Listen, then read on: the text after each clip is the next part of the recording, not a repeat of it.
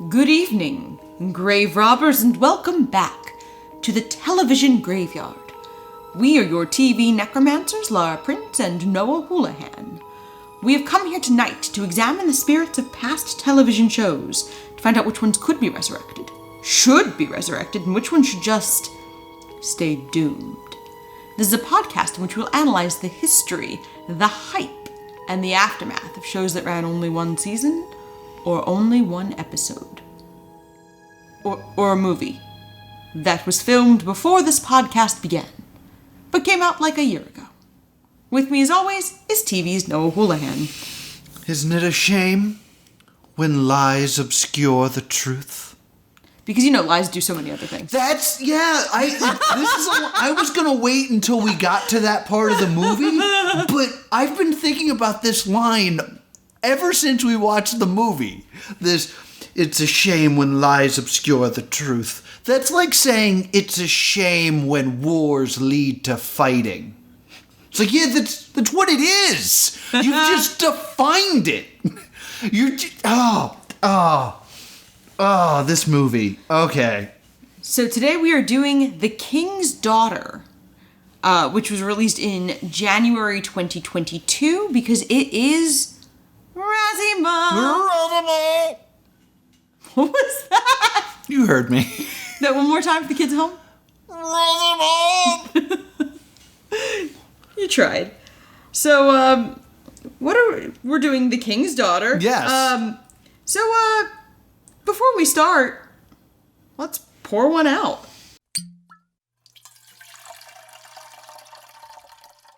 Yes, what do you got there, Laura? Why don't you go first? Because... Oh, I have a magical mermaid. Okay. So I started with some blue Kool-Aid for water. And then, because whenever the magical mermaid did magical stuff, there was like a yellow glow. Mm-hmm. So I poured in some Liquor 43. Yeah. And the effect is lost now because it sat for too long. Mm-hmm. But because the Liquor 43 was so viscous, yeah, and the water was so thin, it didn't mix. Oh. So it kind of like floated around. I also threw in some sprinkles. I was wondering what was at the bottom of that. Which have kind of nasty. Which have all sunk to the bottom because they're sad. That's nothing special. Mine is the Gardens of Versailles. Okay. It is a... champagne's a very charitable term for what I'm drinking. It is a sparkling rosé, mm-hmm, garnished with a flower fruit snack that you didn't even really get to see because I promptly ate it. Oh, interesting. So, because a lot of this takes place at the Palace Versailles. Okay. And the gardens are very key in that. So I wanted to make something that had that little bit of Frenchness and that little bit of gardeny things, and then I ate the fruit snacks before we started recording. Did you enjoy your fruit snacks? I did. All right, good. I love fruit snacks. What will I not garnish with a fruit snack, honestly? So, let's get into The King's Daughter. Yeah! We start with text, which is my least favorite thing a movie can do, is start with reading. And there was not quite enough time to read it. No, it went away too quickly. It was really small font, so it was also hard to read. The only movie that can pull this off is Star Wars.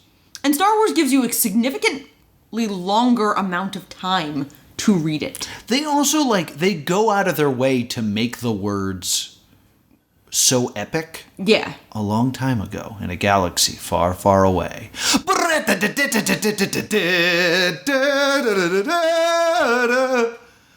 This is just here's some words. Because you know how in movies you're supposed to tell, not show? Yes. Here, we're telling you. You mean it's the important. opposite. They're supposed to show, not tell. I know, I'm being sarcastic. Okay. Because this is a bad film. So, we get a long text about King Louis the 14th. And we also get, I think you may have missed this, we got that lame Disney wannabe storybook opening. Where the book opens. And we hear a narrator. And I know how much you love narrators in film. I'm not a big fan of narrators in film. They can exist if they're a character in the movie. And it's Julie Andrews. Oh. So we're hitting all right. tropes on tropes on tropes on tropes. Yeah. And we find out that the king has a daughter named Marie Joseph, who has been shipped off to a convent. Yes. For reasons. Yeah. Literally, we never find out why. Mm-hmm. We are given maybe some kind of a reason. A little bit. If we had a reason, it was in text and too small to read. So the nuns are standing on the shore yelling at Marie Joseph, our heroine, because she likes swimming. Yes. So she's swimming in the sea. Now, when does this take place? 1684. 1684. Okay, so this is actually too early because this is an odd take. Did you by any chance read The Witch of Blackbird Pond? Of course I did. A big part of that is the idea of a woman swimming is witchcraft. So I was like, oh, I guess like this is more out of the ordinary than we would think that a woman is swimming. Also, she says something like, the sea calls me. And the nuns respond, it is Satan's voice which calls you to the unholy sea. Satan is calling you to the sea, which really changes your perspective of Moana. But I thought the whole movie will be about her being now called. I'll know, to hell I'll go. That was the best I could do on short notice. I call you. What can I say except you're hellbound? So we are not tired enough for this to be this recording. I don't know why this recording went so rapidly off the rails. The real theme of this whole thing will be her relationship to water and the sea and being called to water and things like that. You'd think. To open with, it is Satan, and never come back to that thought is so weird. Yeah. This is the opening moment, and she's like, I'm called to the sea. And the response is, that's because it is Lucifer. And not really. It's just a weird choice. We then get Pierce Brosnan on a horse. This killed me. Yeah. We cut to the king on a horse just giving a speech I'm the king. He's returning from war in which they have been successful. Yeah, it's yes, we have returned. And then some guy jumps out of nowhere, shoots him in the chest, and Pierce Brosnan falls off the horse. It has been the greatest honor for me to stand beside each. And I cannot stop laughing. Yeah. I kind of wanted credits to roll. That was the whole movie. No, because if that had been the whole movie... wait a minute, this took 8 years? No, if that had been the whole movie, it would not have been up for Razzies. We would have all been okay, that's fun. And just the way it is shot, there's no, dramatic, for the death of France, I slay thee. It's just... Guy with gun. It's Pierce Brosnan talking, and all of a sudden it's ha-ha, bang! It happened so fast. It was so funny. So, he also gets a very, very, very small amount of first aid and remounts the horse. Yeah, he shakes it off. Yeah. He was I got better. But the idea is, this is the first time the king thought he could die. Yeah, and I was weren't you just at war, bro? He was at war. It is a shame when war leads to people dying. Now we get a whole thing of them at sea. Because there's something about a mermaid can give you immortality because reasons. And... Oh, yeah. And so we see sailors going to get this mermaid. And they need a female. So they trap a mermaid and her spouse? Yes. And then throw the spouse back. Yes. Because they only need the female. What my note says right now, and now here's a third character you're supposed to care about for no reason.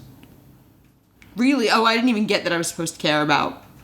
Well, because it's literally here's a girl swimming, cut to Pierce Brosnan on a horse getting shot. Cut to Captain Eve on a boat. And I was just like, do any of these characters have qualities I didn't even I realize, would like them or something? I didn't even realize we were supposed to care about the captain at this point.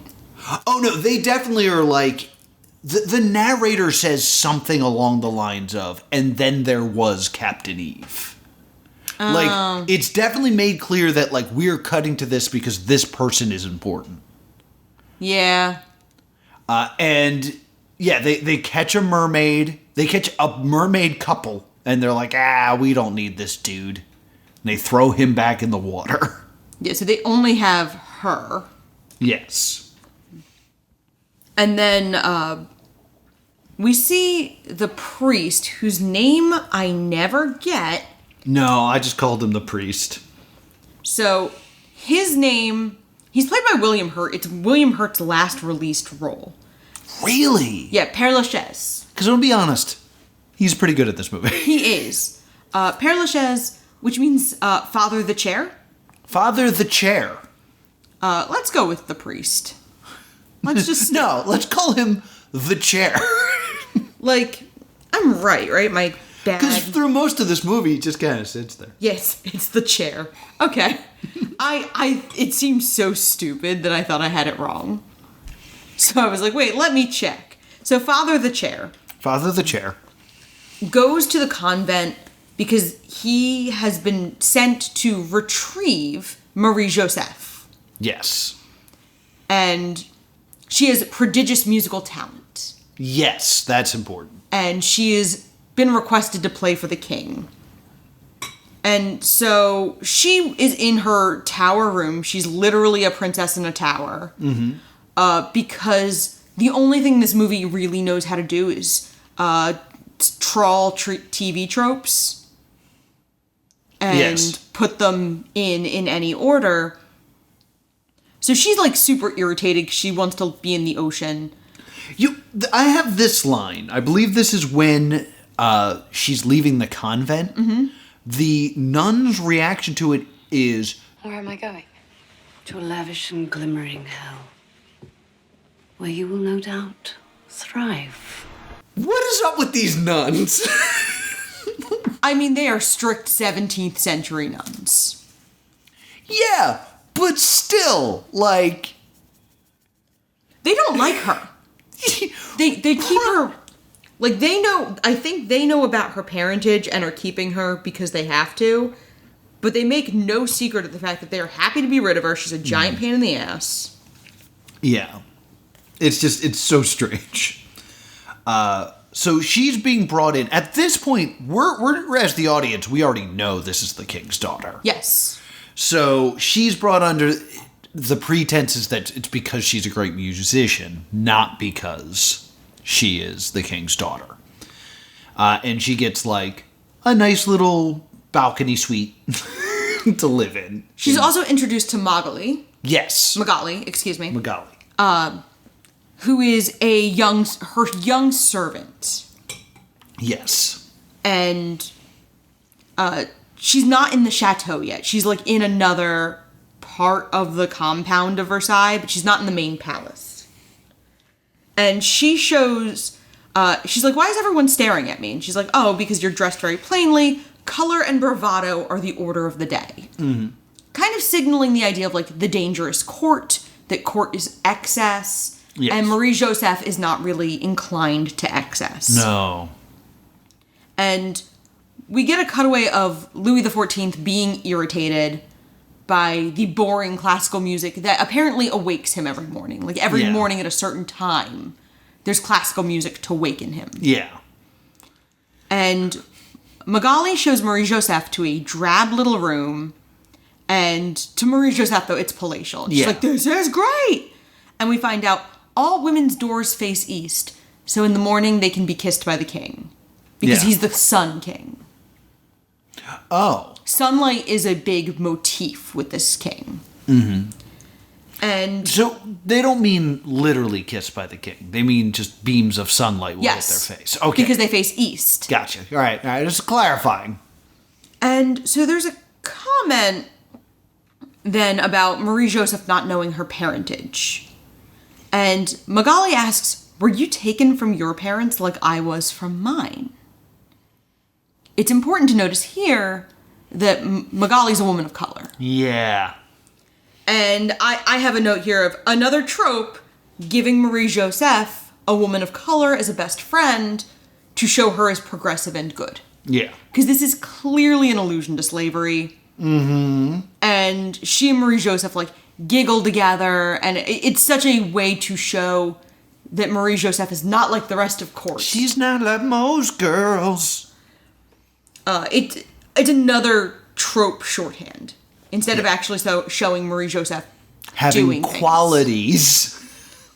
So then a young man comes to the king, and we find out that his father is at death's door, and he and his father are loaded. Mm-hmm. Like, so much money. And he offers a gift to the king, and it's a blingy cross. Yes. Like, it's tacky. Yeah, a tacky blingy cross. And his response is, I hate birthdays. They remind me of mortality. Because he's getting a year older. Yeah. And he's now obsessed with the fact that he's going to die soon. And then he just gives the cross to Father Chair. Yes. Just like, I don't want this crap. Which, like, Father Chair and this guy will have scenes together later. Yes. So there has to be a moment where he's like, didn't I give that to the king? Yep. And you just get, all right, well, I mean, fine. It's probably a big mark of honor to be worn by the king's priest. Still. Like, it's still a status. So, we find out that the young man's father is a duke.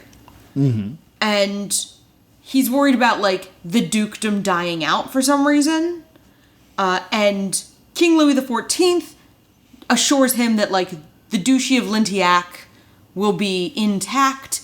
I will name you Duke at my ceremony during the eclipse. Yes. Because during the eclipse is when they're gonna murder the mermaid, make him immortal, and Lintiac is going to now be crowned Duke. So, a few things I want to mention here. One, for something that has to happen during an eclipse, this killing of a mermaid to make him immortal. Double booking yourself seems like a bold choice. Oh, he'll book a bunch of other stuff too. Oh, I know. That are gonna have to happen at that moment, which is dumb.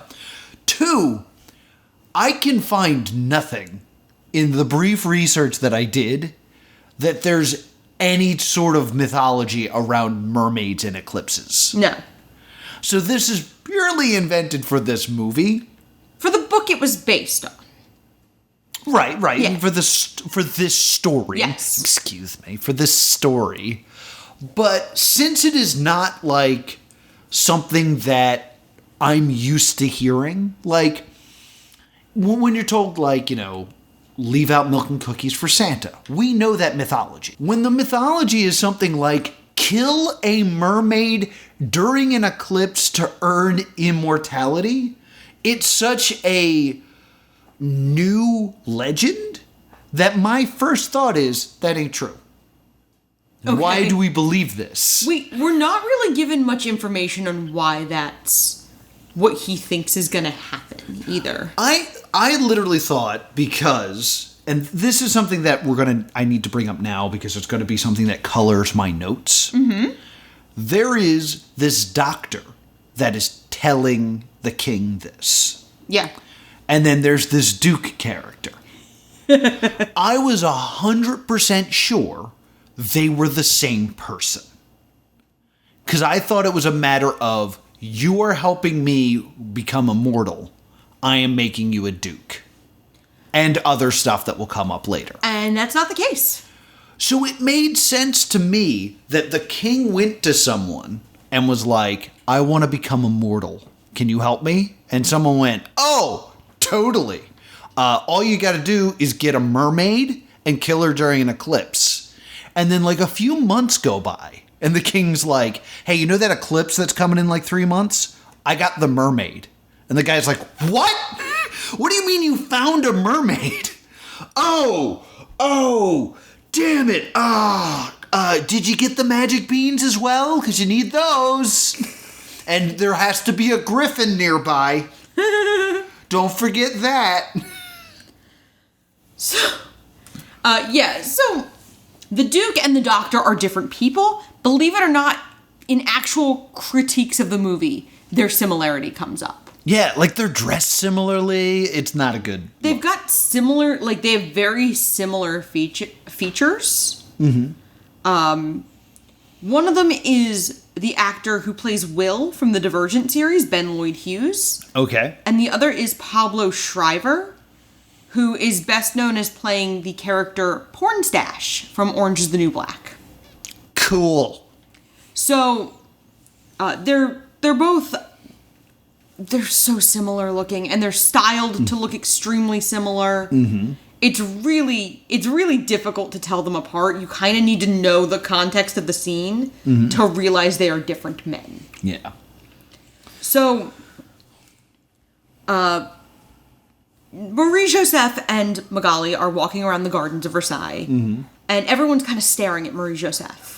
And Magali points out, like, you were brought here by the king? That makes you a big deal. People are curious about you. Who is this convent girl that was important enough for the king to bring her here personally? And so they're looking at the fountains, and Marie-Joseph is particularly transfixed by this one statue in one of the fountains of a woman. And the king and his Kingsguard ride by. So Marie-Joseph then slips and falls into the fountain. Yeah. And then the Duke of Lintiac, or the Duke-to-be, I guess, demounts his horse and helps Magali haul Marie-Joseph gracelessly out of the water. Yes. Like, it's not a meet cute. It's not romantic. He is hauling her like you'd haul a 3-year-old out of a fountain at the mall. Yes. Like, come on, like by her armpits. Like, come on. What did we tell you about this? And then she awkwardly curtsies to the king, because this is the first time she's been in his presence, and now she's like, crap.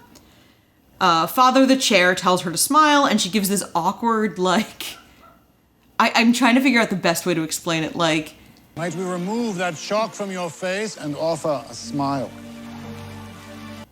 I hate Big Bang Theory, but when they tell Sheldon to smile, his, like, awkward Joker smile, that's the best way I can describe it. And no teeth are shown in the smile. It's clearly an I'm nervous and I've been told to smile smile. Yeah. And the king comes up to her and drapes her in his cloak and is very charming Yes. to her. And said, like, That statue is of a woman who has caused many to lose their balance. Although, mostly men. And I then wrote the note, the king called me a lesbian today. Now, I think what we are supposed to get from this is that's her mother. it is her mother. We All find out right, later. yes. I figured out a thing. We actually do find out that it is her mother later. Yes. So then they find out her room has been moved, like a hotel. She's been upgraded. And now she's in the chateau. She's leveled up. And flowers and instruments await them in the chateau. All of these beautiful instruments, a harp and a violin. But Marie-Joseph favors the cello. Yes. Big awkward cello. And Magali has now been promoted to be Marie-Joseph's lady-in-waiting. Which is it's still a servile position. But it's really, like, if you have to be a servant, Yeah. being someone's lady, you enjoy, good accommodations. Yeah. You're always fed well. You're always dressed well. So, like, She's on retainer to be next to her at a moment's notice. yes. She's her Megan. Yes. We just saw Megan. She's like her built-in best friend chaperone. Yes. Confidant servant. Yes.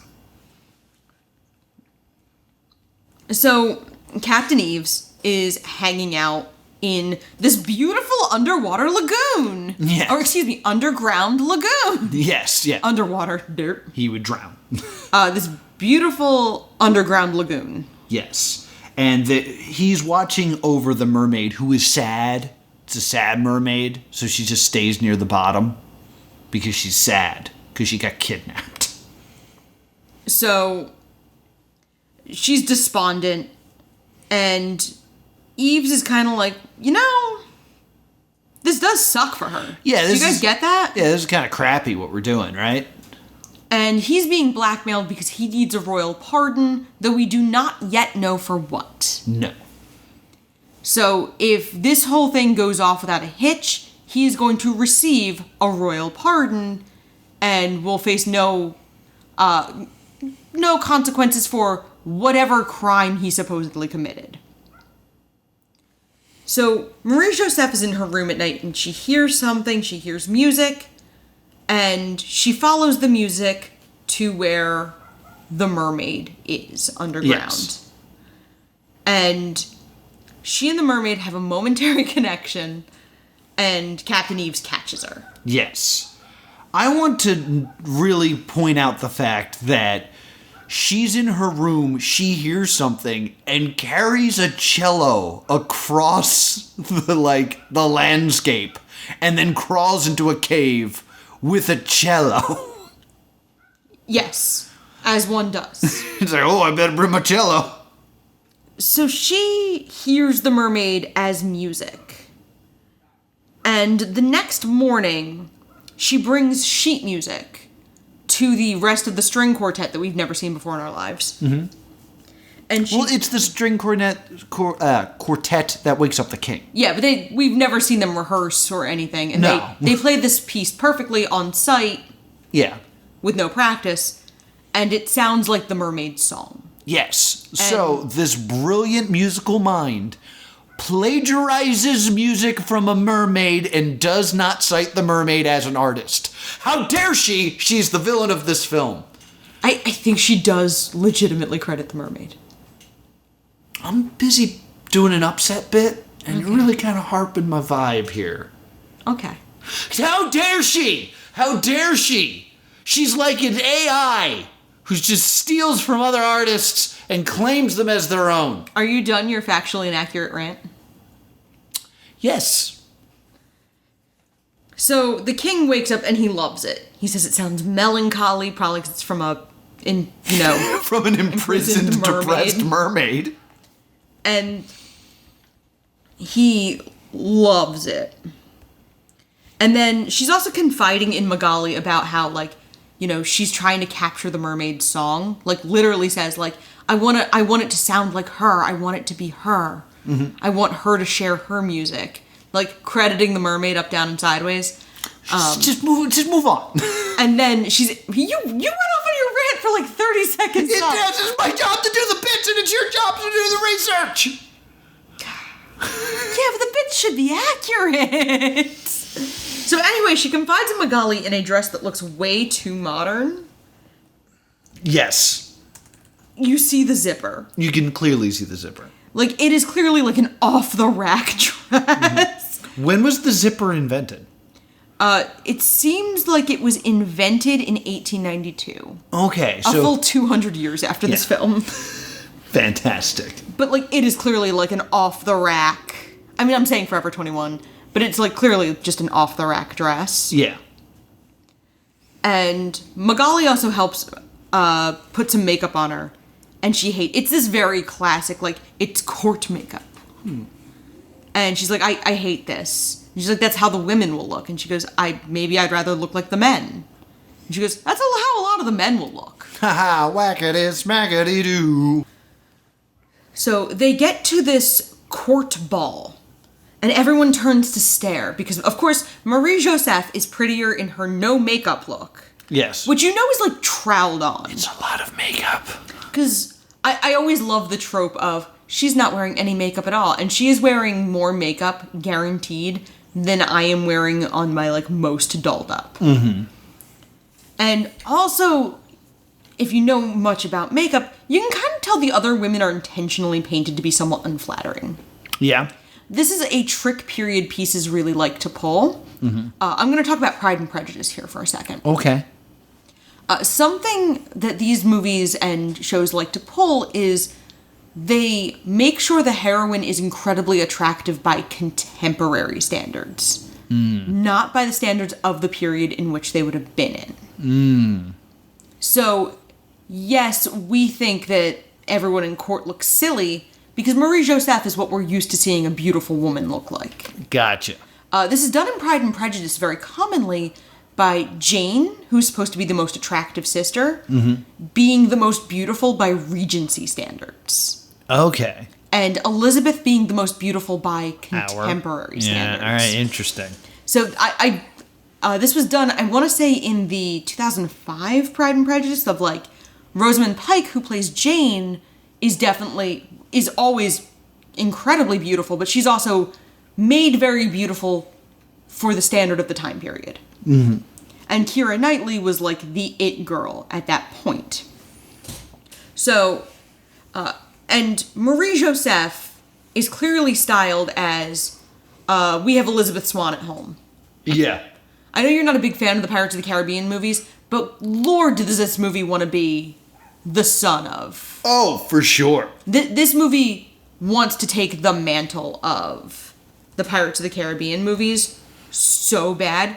It is clipping notes right and left from On Stranger Tides. Right down to there being mermaids and mermaids being a major plot point. Gotcha.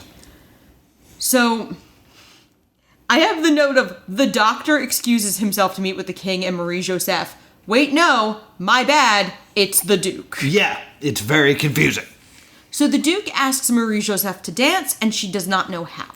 Yes. She was never taught at the convent. There'd be no reason for her to learn court dancing. So the king offers to teach her and says, like, minuet 3/4 time. Again, making it look very odd that this young woman, who nobody knows where she's from, has this much of the king's immediate attention. Yes. So this is a weird inverse dramatic irony that we know that this is actually kind of a sweet moment. Yeah. She is a little girl being taught by her father to dance. Yes. It's quite sweet with that context. I really liked this scene. Yeah. And it, like, it's a bit of a lengthy scene of them just dancing. And just Pierce Brosnan very, like, lightly saying, like, now spin to me. Good. Now kick and follow me. And, like, this way that it makes... This is the first time I like a character, I think. Because we see the king kind of taking care of someone else. Yes. Like, he's making sure that she looks good and all this other stuff. And me and Laura definitely had a moment where we're like, this is really nice. And I like the irony of it. They're not going to get romantically involved, are they? Because that's what this kind of feels like, and I'm not here for this. Don't 12 minutes me. I didn't think this was going to be romantic involvement. I was more thinking of that's going to be the rest of what court thinks. Right. Because if you are in court and you're watching the king take interest in this peculiar teenage girl. Yeah. In 1684. Yeah. That's a bride. Yeah, look at DiCaprio over here. Yeah, I mean, this was a very, very common thing in the time period. Was middle-aged men taking on a wife who was in her teens. So, for a moment, the king is dancing with her and then sees a flash of a different woman. Yes. Someone we can clearly infer to be Marie-Joseph's mother. Yes. And, like, we're meant to believe that he truly loved his wife, if that was his wife, or if it was just a fling. Because this is something we have not really talked about.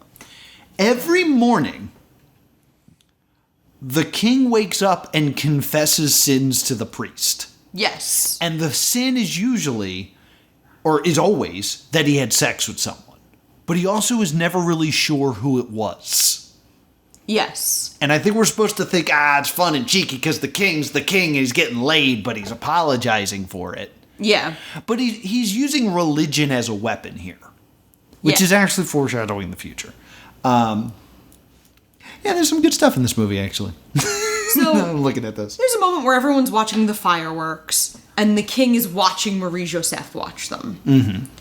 And it's a nice little moment. He's watching his daughter. Yeah. Like, if you know what we know, that she's his daughter, there's a lot of sweetness here. in these moments. Mm-hmm.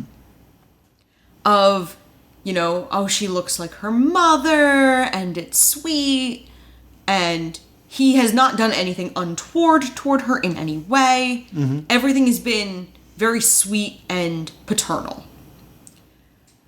So later that night, Marie-Joseph is back down in the underground lagoon with her feet in the water, and she's talking to the mermaid. And then Yves catches her down there again.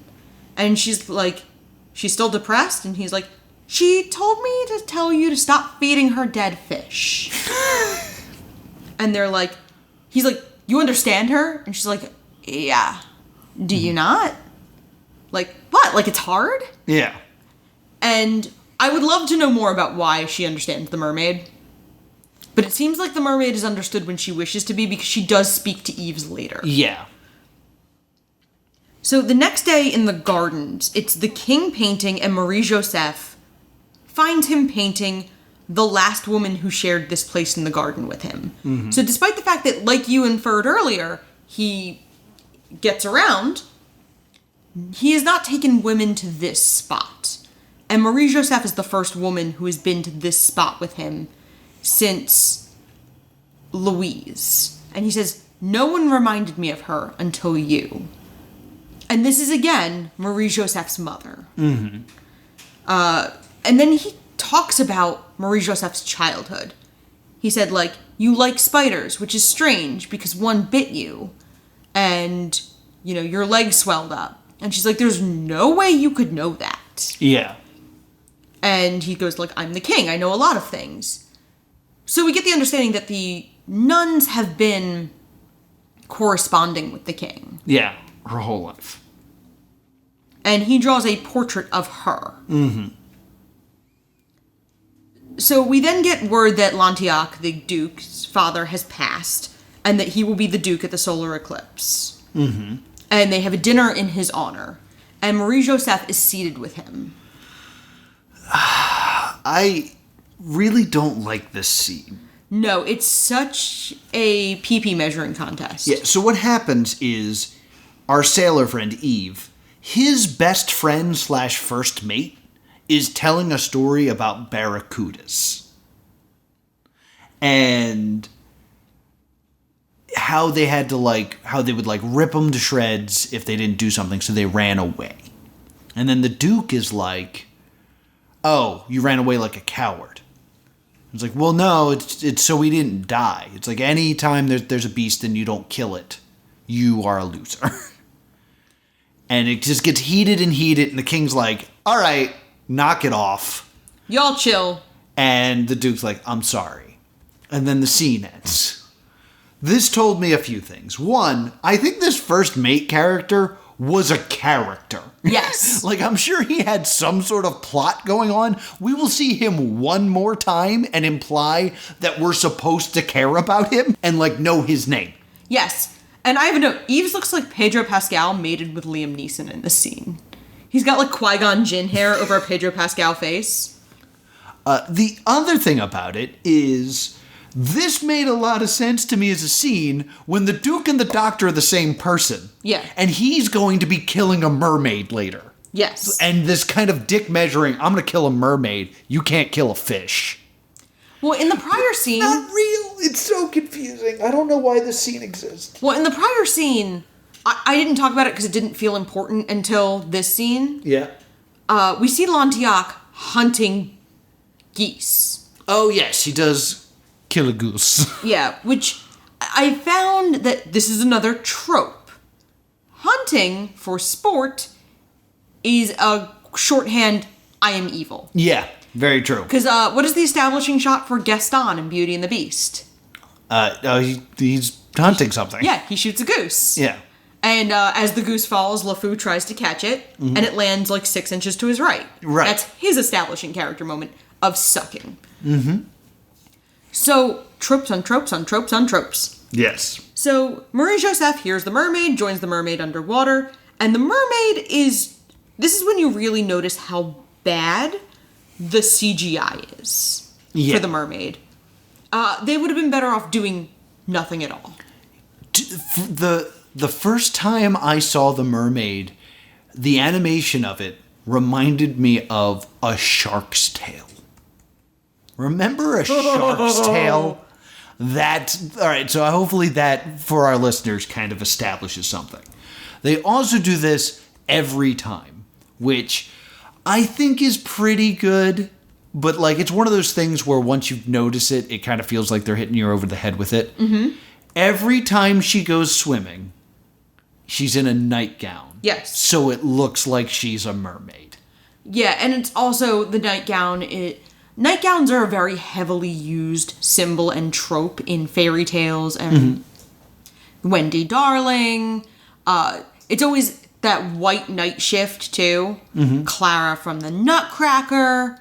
It's kind of this girlish, pure. It's not supposed to be sexual in any way. Right. It is maidenhood, essentially. So she's always in this white night shift, and it also gives her a very ethereal look underwater, kind of angelic. Yes, mermaid-like. So it also kind of leads into that. I think it's funny because, fortunately, the garments of the time are so thick that it doesn't turn into, like, a spring break wet t-shirt contest. Mm-hmm.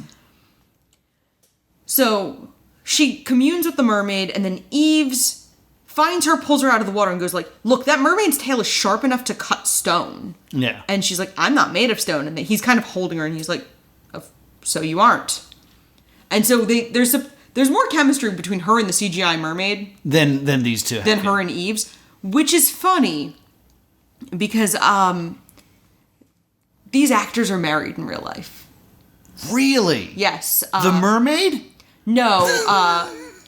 Marie-Joseph and Eves are married in real... Because I had to look up who played Eves, because it was driving me nuts. And it's Benjamin Walker, who is best known as Abraham Lincoln, Vampire Hunter. What? For you, anyway. I wasn't ready for that. That noise. That's who you know him best as. Yeah. Some of our fans, including me, know him best as playing the title role in Bloody Bloody Andrew Jackson, the emo musical about Andrew Jackson. So I was like, is that emo Andrew Jackson? Yep. You have to legally tell me if you're emo Andrew Jackson. I'm gonna kind of go through this next part quickly, I guess. Sure. Because there's not a whole lot here. We have like the courting scene of them kind of on horses, kind of falling in love with each other. Yep. Eves and what's her name? Marie-Joseph. Marie-Joseph. And this is where we find out why he's imprisoned, why he needs this pardon, because something that happened with his dad. Do you remember what this is? So what happens is, it's something with the Duke's father. The Duke's father, yes. He was a merchant sailor, and their cargo got, like, destroyed in a storm, and the Duke assumed that he had stolen it. Yes. And so he was going up for stealing all of this cargo. Yes. From the Duke's father, which is why he and the Duke kind of personally don't like each other. This is what leads to the insane lie. Shame, isn't it? When lies obscure the truth. I can't get over how dumb that line is. Like, it's just trying to sound smarter than you really are. Yes. In short, they end up flirting, riding horses quickly. She crashes into a tree like a cartoon character. Well, the hunting's actually in this scene. Yeah, this is where the hunting's Because the happening. gunshot goes off. Yeah. Startles her, not the horse, which usually would startle the horse, but she looks back behind her and doesn't see the tree branch. Yeah, she hits a tree branch, falls, breaks her arm. Like, badly. And then, boom, we cut to her, like... being carried back by Eves. Yeah, and then, boom, we're back in her room, and the doctor's like, yeah, that arm's broken. We need to amputate it. It is 1684. The bone will not heal itself, and Father de la Chair tries to defend her and says, like, surely we can wait until morning for this. Mm-hmm. And then the king enters and sits on her bed and touches her wounded arms. And they just kind of have this moment. And the king and the priest overrule the doctor and say, like, we can wait until tomorrow morning. Yes. This doctor's like, she'll be dead, but fine. Yeah, whatever. Yeah. It's infected, but whatever. You're the king. And I can't say no to you. She That's clearly, a dead girl. She clearly has a fever and stuff, Yeah. too. Like, she's not doing well. Mm-hmm. And so Eves is in the underground cavern, and he rage throws a knife at a rock. Mm. And the mermaid's all pretty and glowy, and we have Avatar at home. Yeah. And he goes, and Magali is tending to Marie Joseph as Eves knocks on the window. And Magali's like, let me guess, the fish talks to you too? And they take her to the mermaid, and Marie Joseph is magically healed. Yeah, they So the mermaid really does have healing powers. They're holding her in... Eves is holding her in his arms. And he says something like, the mermaid, it'll help you. And I was like, are they going to just yeet her into the pool? And then we cut to underwater, and then her body just drops in. I was like, he 100% just threw her into the pool with a broken arm. Like, it's weird that she's a woman who can swim in the 1600s. But injured with a fever in swimming seems kind of difficult. Well, at some point she says, like, I can breathe underwater when I'm with her. Oh, does she say that? Yes. Oh, I missed that. She gets thrown in the water, and the way that she gets healed is a yellow glow appears around where the mermaid swims. And I'm like, oh, she's peeing. Yeah, That's just her peeing. You immediately yell that she's peeing in the She's pool. peeing. And then that fixed her arm. Yes. So Marie Joseph the next morning gushes to the king about how the mermaid is so great, and it's wonderful that you brought her here for everyone, and you'll let her go, right? Once she heals all of France.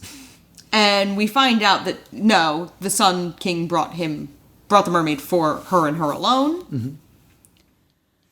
And then we see her and Eves walking through the gardens again, and they find the Temple of Love, which canonically is not built until Marie Antoinette's reign, like 50 years later. Oh. And they want the mermaid. They want to be with the mermaid, and they both want to be out to sea. He's a sailor. She's Mermaid Moana, loving. and the mermaid is the mermaid. And they're clearly attracted to each other. And then and he says, like, the Temple of Love was built in honor of a woman unnamed, and we see a statue of the woman, and it's clearly the woman from the fountain, Louise, Marie Joseph's mother. Mm-hmm. Why is this criminal essentially allowed to be constantly alone with the king's favorite person? I don't know. After she's already been nearly mortally injured under his watch. That's a great point. He should have been decapitated. Like, the idea that he has no consequences for this. Like, it's shocking that he's just allowed. She kisses him. Mm-hmm. Yay for them. And then we get a scene of the Duke wants to ask King Louis for something. Yes. And King Louis is like, no. First I must ask something of you. I must ask that you accept my daughter, Marie Joseph's hand in marriage. And Lantiac, who was a crush on Marie Joseph, was like, oh, yeah. Rat. Well, you kind of get the impression... Rad. Dope. Dopeth. Yeah. And you kind of get the impression that was what he was going to ask for. Yeah. So when Louis, like, beats him to the punch and is like, yo, you want my daughter? He's like, oh, I was really prepared to make a case, but, like... yeah, sweet. Yeah. So, I really want to point this out. Okay. This scene happened so fast. Yes. It's just like, hey, I have something to ask you. King's like, I got something to ask you. Why don't you marry my daughter? And he's like, oh, I'd love that. Then they cut to later in the same room, and it's the king talking to the priest. And I was like, okay, a bunch of crap got cut here. Yes. Because clearly that scene was supposed to be longer. And there's supposed to be a scene in between these two to establish time passing. So it doesn't look like the Duke teleported away and was replaced with the priest. So, to me, this is showing that there's like a lot of stuff cut out of this film. Like, Yeah. I feel like this film was supposed to be 2.5 hours long, and they got it down to 99 minutes. So Marie Joseph wants to go speak to Father Chair, but the king has demanded her attention. And he gives her something. And it's her mother's locket with her mother's portrait therein. And she's thrilled to get this. She's like, Mommy! Yeah, this looks like all those statues I saw. Because she's an orphan and has had nothing of her parents this whole time. And he informs her of her parentage. And then immediately demands that she must marry Lantiac. And she refuses. And he tells her, you don't have to agree, you have to obey. Obey. So then she runs and slow-mo cries out of the room. And it looks like if you've ever seen the GIF from Broad City. Yeah. It looks exactly like that. But, and again, I want to talk about how quickly this all happens. Yes. The scene is literally like, here's this lovely necklace. Ooh, it's got a picture of your mother in it. Ooh, that's the only woman I've ever loved. What? Yeah, that's right, you're my daughter. Really? Yeah, I've loved you all my life. Oh, that's why I need you to marry this duke. What? Yeah, poor. France is freaking broke. Like, wait, what? This is a lot to put on me. I thought I was just here to plagiarize a mermaid. So, my next note, the doctor looks too much like Lantiac. And Marie Joseph confides in Father de la Chair.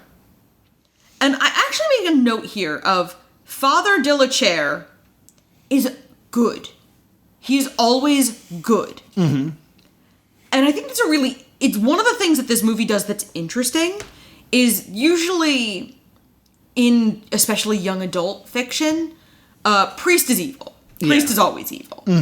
So for them to actually make him good, and make him stand up for what he actually believes, and that he actually believes in Christianity instead of using it as a tool or a vehicle, I think it's actually a really interesting choice because you don't see that much. Not a lot of good priests. The trope of evil priest is really, really common, so that you see very few like men of God who are actually men of God. So I think it's a real choice, and it's a strong choice for this film. So the mermaid is calling out that night for Marie Joseph, and there is a guard posted outside of her room. So she climbs out the window to get to her friend, and jumps under the water to rendezvous with Bestie. And then we have the king arriving into their lab. Yeah. It kind of looks like the lab from Morbius, let's be real. True. And he goes to see Doctor and Father Chair. And the doctor, or Father Chair, is like, I don't think this is right, you're playing God. And Louis mocks the priest with God, asking that God strike him down if he's doing something wrong. Yes. And then it doesn't happen, so it's like, so it's God's will. Which is a scene from Moral Oral. Yeah. Where it's just like, I want to steal this. If I shouldn't, give me a sign, God. No? God says it's okay for me to steal this. And it is kind of great to see someone using God as a weapon that's not a priest in a film. So then we kind of get this moment where the priest resigns the blinged out cross and throws it to the ground. I guess the idea that it is a false idol. Yeah. And we do see him later with a simple wooden cross. Yeah. Kind of reconnecting to the roots of humility. And so Marie Joseph goes to him and prays with him. Yes. As a completely anachronistic pop song plays. Yes, which is very weird. We should also mention that when she went to see the mermaid earlier, it turned out that they were drift compatible. And she was able to see the mermaid's memories. Yes. So that's when she learns that that the mermaid has a partner and a baby. Yeah, there's a baby. Yeah. That was my reaction to it. But literally, my note says she had baby. So Eves and his first mate go into the room where the scientists were and steal the plans. And he tells his buddy he needs to make a diversion. And the first mate's diversion is he just punches the guard. He headbutts him. Yeah, it's great. He's just like, wham! And I was like, this dude, there's so much of this dude on the cutting room floor. Easily. If this is his characterization in this scene, this is also the guy who told the Barracuda story. It's just like, all right, diversion, no problem. Wha-pow! Yeah, like, it's legitimately kind of like... It's kind of just funny. Mm-hmm. Eves gets arrested and slides but we find out when Marie-Joseph re-arrives to her room, he gets arrested only after he's slid the plans for what they're going to do to the mermaid under Marie-Joseph's door. Yeah. And she returns from her liaison with the mermaid to discover these plans, and she is big mad. She big mad. The next morning, she goes full motley crew in the lobby. Like, what they did to a hotel room, she does to a bunch of instruments. Yeah, she's just whacking stuff and being pissed. And then she tells her dad to shut up. Mm-hmm. And he's angry, and then she convinces Father Chair to let her speak to the mermaid and begs him, forget what's proper and do what's right. Mm-hmm. Because she has been told by her father, today is your wedding, go get dressed. Yeah, because the wedding is during also the during the eclipse. Eclipses don't last that long, dude. Like, all right, during the eclipse, I'd like to make this man a duke, and I'd like to have my daughter marry him, and I'd like to do the murdering of a mermaid ceremony. I'd like to get a quick 8 holes of golf in as well. I think that would be cool during the eclipse to do that. And I would like to watch the entire series of Bob's Burgers. Yes, let's have some Bob's Burgers, and well, let's make a meal out of it as well. Let's order some burgers. We'll make a theme party. Yeah. Theme wedding. We'll DoorDash it. The horses will get here with plenty of time, I'm sure. So she's wearing a black dress at this point, and the priest says, like, look, my reasons may look different than yours, but the mermaid must escape. He lets her out and kind of points out, like, by the way, you don't look like you're heading to a wedding. Mm-hmm. And so she runs back to her room and has an emotional moment with her friend, who acts the hell out of this. Because this is clearly her big acting moment. Yeah. And she reemerges in a white and pink dress, clearly meant to evoke a wedding. It is beside the point that white wedding dresses were not common until the Victorian era in the early 1900s. Mm-hmm. And so she approaches the priest and says, this is a kiss I always thought I'd give to my father. And gives him a tender kiss on the cheek. Yeah. And she goes to the underground lagoon in her full white dress, again white, and argues with Eves, and he kicks out his sailor friends and goes like, get the boats. Y'all bring the car around. Yeah, we're getting out of here.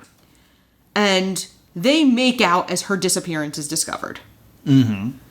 So as everyone comes into the underground lagoon, the doctor and a bunch of goons, one of the goons shoots Eve, who falls into the water. There's also a shaky bridge. Yeah, okay. It's important that we've seen this lagoon many times. Yes. It turns out right above this lagoon is an entire Ninja Warrior obstacle course. Like, there's a shaky bridge, and there's, like, a water wheel, and, like, things to swing on. Like, all this stuff was just out of frame every time we've been here, so we can have this huge, insane fight scene. Yes. We have this fight scene that I don't 100% understand what happens here, but is it the doctor or the Duke that he's fighting? It's the doctor. It's the doctor. The Duke is getting ready for his wedding. That makes sense. The Duke is not really privy to anything going on with this mermaid bit. Gotcha. So Eves and the doctor have a fight, and a gun goes off between them. Mm-hmm. And then they both kind of like make faces to imply that they weren't the one who was shot. Like, meh. Oh yeah, well, meh. And then they both kind of make confused faces, and then they both fall into the water. But only Eves has been injured. Yeah, it turns out Eves was the one that was shot. Luckily, there's a magic mermaid in there. Who we hear go, Eve, Eve, Eve, Eve. Oh. I didn't even catch that. So then the doctor threatens Marie-Joseph, who thinks quickly, and tangles him up in the water wheel. Yes. So he gets slowly dragged underwater and drowned. I'd like to say, it gets tangled in this water wheel, and he's like, this is around my foot. Ugh. And then eventually it starts to drag him. And then you see him kind of like hanging on to the side of a rock as he's being pulled underwater. You don't see him drown. But here's the thing about water wheels. They continue to spin. So one would imagine if it drug him underwater, it would eventually drag him out of the water. Yeah, I mean, maybe we don't see him drown. So I was like, we have no idea. And then it just cuts away. And I was like, we have no idea what happened to that man. It cuts away so that we can see the mermaid free willy herself out of the tank. Yes. And with Eve. Marie-Joseph says, "See you there, God willing," to literally no one because the mermaid is already gone. The mermaid is gone. Perhaps it was the guy who came up from the water wheel. So she rides away, on horseback, mysteriously dry. Yes. King Louis is informed of her escape, and Lantiac is like standing there kicking it for his wedding. Like, dip, dip, dip. Yeah. Oh, a good day. And as this happens, the priest removes his like royal shawl. Yes. Because he's like, there's not going to be a wedding today. Yeah, I figured it out. Well, he already knew. He was just playing the part. Mm-hmm. So, Marie-Joseph leads a chase to the cliff, sees Eve's men's ships, and the king and his Kingsguard approach her. And she threatens to jump because she believes in positive thinking. Yeah, my body would be dashed upon these rocks. Which is my next note in all caps. Eve's is okay.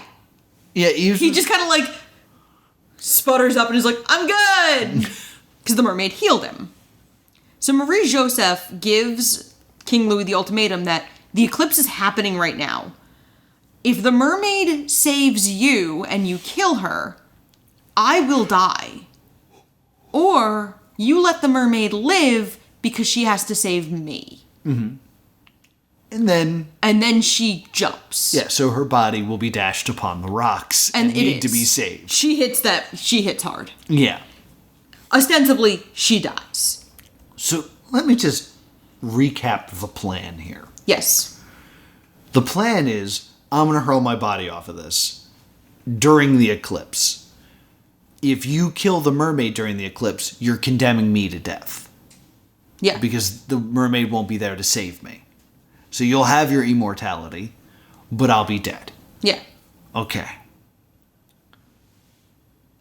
1, if she gets saved by the mermaid, there's nothing stopping them of being like, it's still the eclipse. You're dead.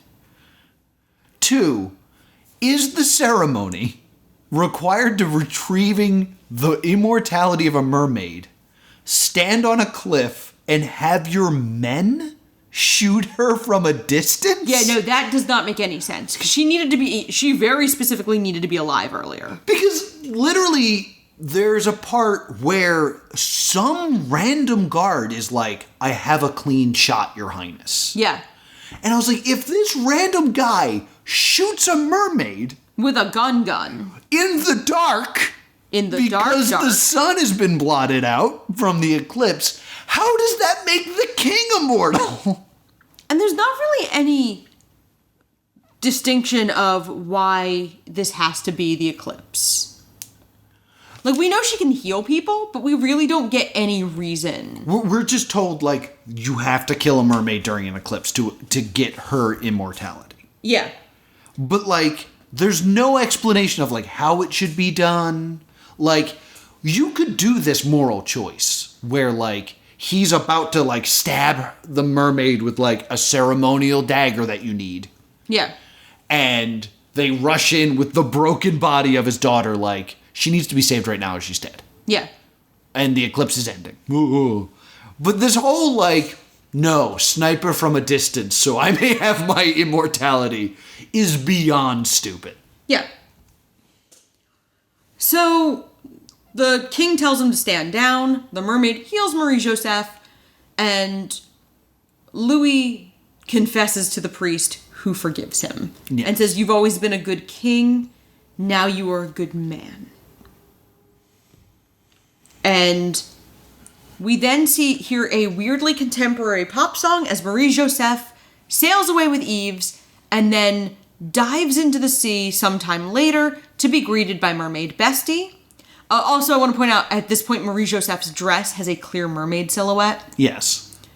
And the mermaid lets Marie-Joseph ride on her back to go to what we're guessing is Atlantis. Yes, could be Rapture, but I'm pretty sure It looks like Casita from Encanto, mated with Rapture. Yeah.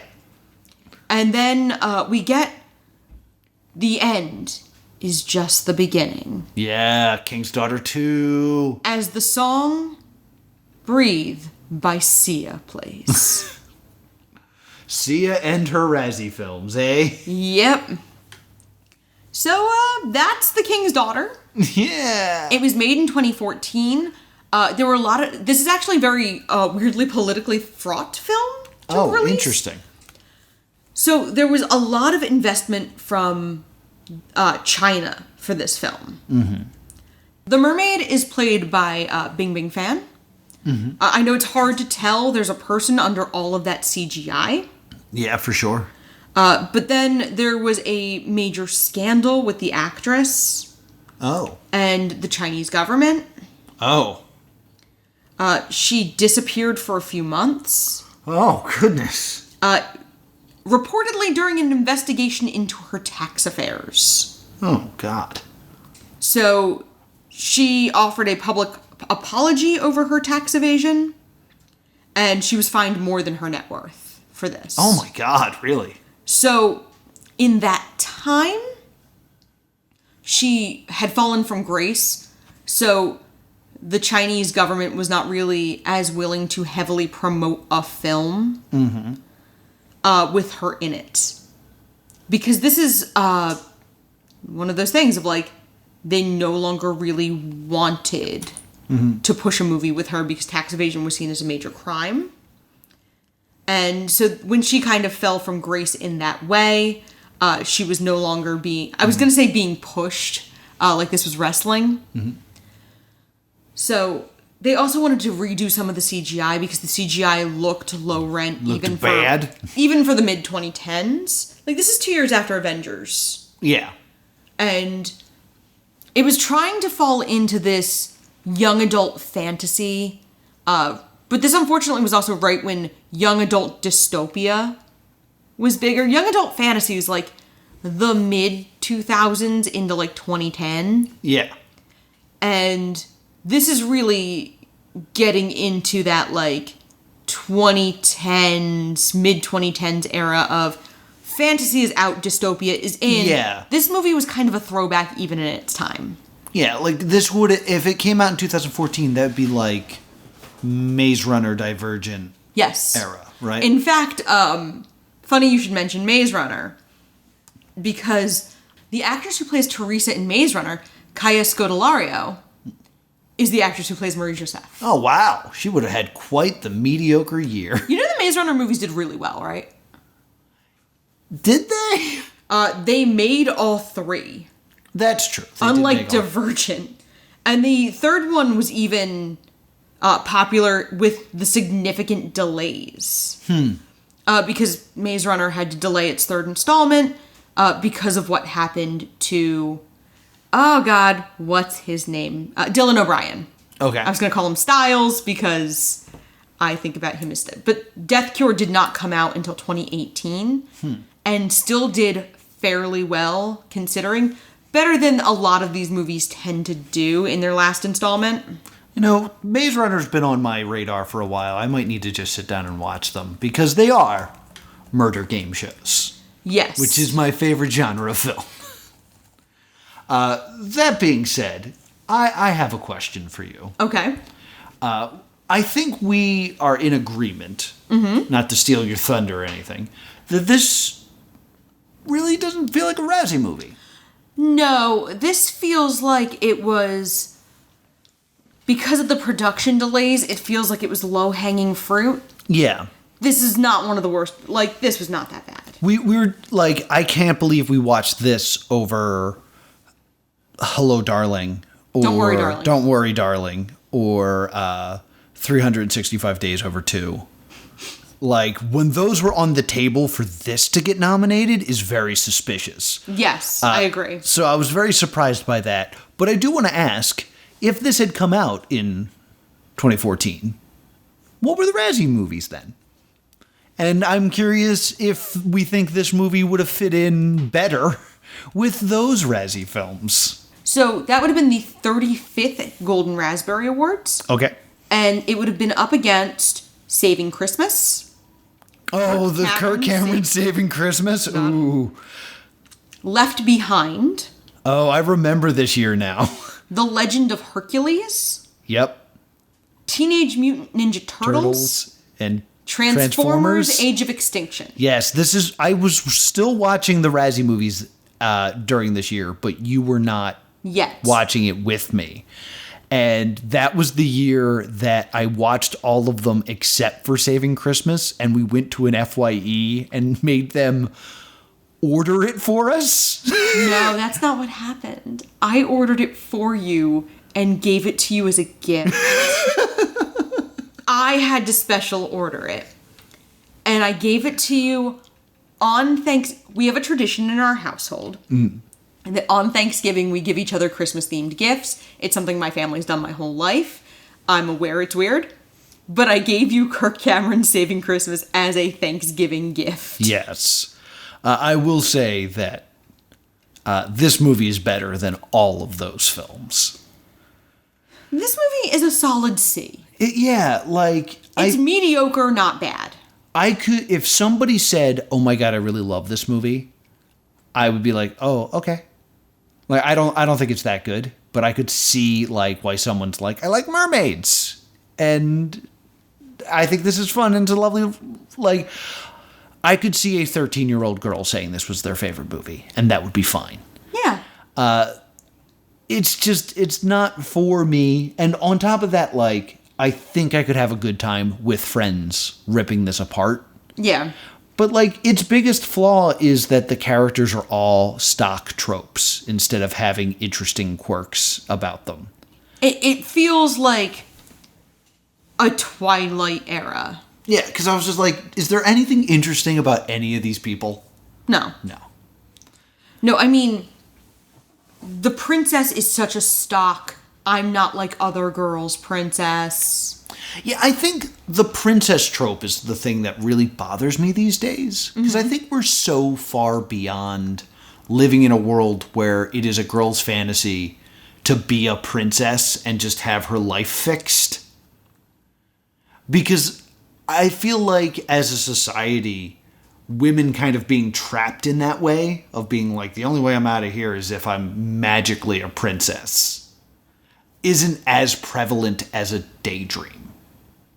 I mean, the multi-billion-dollar profit machine selling Disney princess merch begs to differ. Right, but I feel like today's Disney princesses all accomplish things on their own. Yes. This is the era of Disney princess who they have their own objectives. It's this current post, I want to say, I would say this started in 2010 with Tiana. Would be the first one, I think, is that era. A full 4 years before The King's Daughter. Yeah, I don't think any little girls are running around these days saying my favorite Disney princess is Cinderella. Is kind of what I'm trying to say. Okay. That, like, things suck, then magic, then things are good. I think most people are not interested in that being their story anymore. Okay. That's just my feeling. Not to speak for all the women of the world right now. Yeah, I was about to say, you telling me what you think little girls want is super interesting. No, it's just, it seems to me that, like, one day my prince will come is no longer what people are dating. I mean, I really don't think that's what they're trying to... I don't think that's what they're trying to do with Marie Joseph. She's never really rescued. She's never really rescued, but... she's in a situation with the nuns, and her only way out is that she happens to be the king's daughter. She would have never been in that position in the first place had she not been the king's daughter. She would have grown up with her family. Yeah, I guess that's true. I guess that's true as well. She's in that position because she's born into being a princess as well. I should also mention that how much I hate the title of this movie. I know that was the title of the book. It was not. It was not? No. What was the title of the book? Because this is the title of this movie told me nothing. I certainly did not expect mermaids when we hit play. No, I did not. I didn't think about mermaids either. I wasn't. It's from a 1997 novel called The Moon and the Sun. That's not... I bet that title makes a lot of sense for the book. Yes, everybody is considerably more complicated in the book. It's a book. Yeah, I understand that it probably doesn't make sense. I mean, that's kind of perfect. Like, in the book, everything is complicated and there's metaphors about the Sun King. And the union between the moon and the sun. Yeah. I cannot find this book, unfortunately. But, like, the idea that this has just been boiled down to, she's the king's daughter, really says a lot about what they did with this film. She also was not sent to a convent. She was a lady in waiting to the king's niece. All right, interesting. And instead of a mermaid, it's an endangered sea monster. Oh, a little bit more shape. Oh, no, it is a mermaid. I'm reading the Wikipedia summary because it's all I could really find for it. Right. Because the book is quite out of print. And Marie Joseph is instead related to Eves. And she falls in love with a different noble. So, like, Lucian and Eves are kind of broken down into one character.